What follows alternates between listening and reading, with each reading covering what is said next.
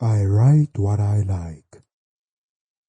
Written by Steve Biko and performed by Hangwi Liphadzi and Liphadzi and Bonolo Kganyago-Murahwa. Audiobook masters, listen to your imagination.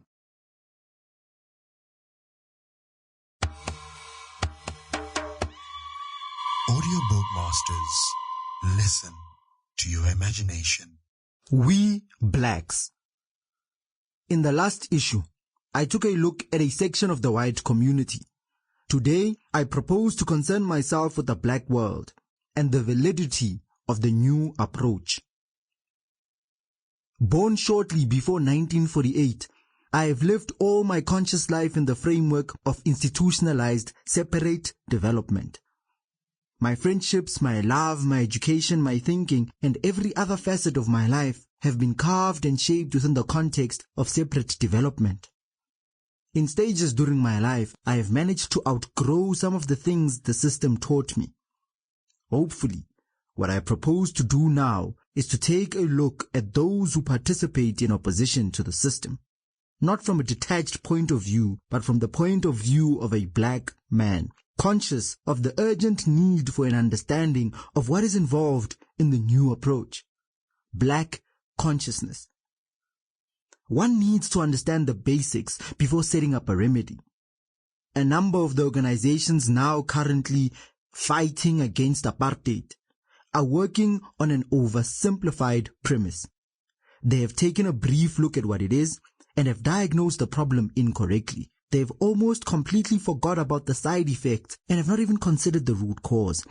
Hence, whatever is improvised as a remedy will hardly cure the condition. Apartheid, both petty and grand, is obviously evil. Nothing can justify the arrogant assumption that a clique of foreigners has the right to decide on the lives of a majority. Hence, even carried out faithfully and fairly, the policy of apartheid would merit condemnation and vigorous opposition from the indigenous peoples as well as those who see the problem in its correct perspective. The fact that apartheid has been tied with white supremacy, capitalist exploitation, and deliberate oppression makes the problem much more complex. Material want is bad enough, but coupled with spiritual poverty, it kills. And this latter effect is probably the one that creates mountains of obstacles in the normal cause of the emancipation of black people.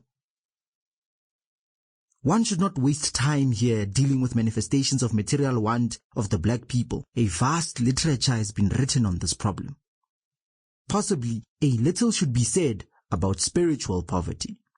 What makes the black man fail to tick? Is he convinced of his own accord of his inabilities?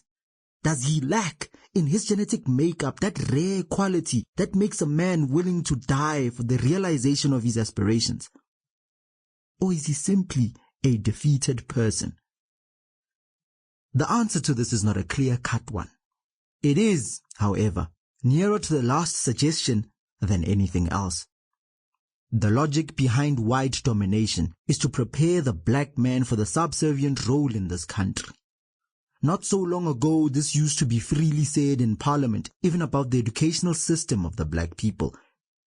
It is still said even today, although in much more sophisticated language.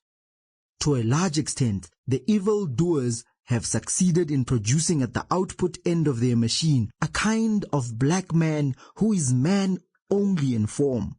This is the extent to which the process of dehumanization has advanced. Black people under the Smuts government were oppressed, but they were still men. They failed to change the system for many reasons, which we shall not consider here, but the type of black man we have today has lost his manhood. Reduced to an obliging shell, he looks with awe at the white power structure and accepts what he regards as the inevitable position. Deep inside, his anger mounts at the accumulating insult, but he vents it in the wrong direction, on his fellow man in the township, on the property of black people. Sample complete. Ready to continue?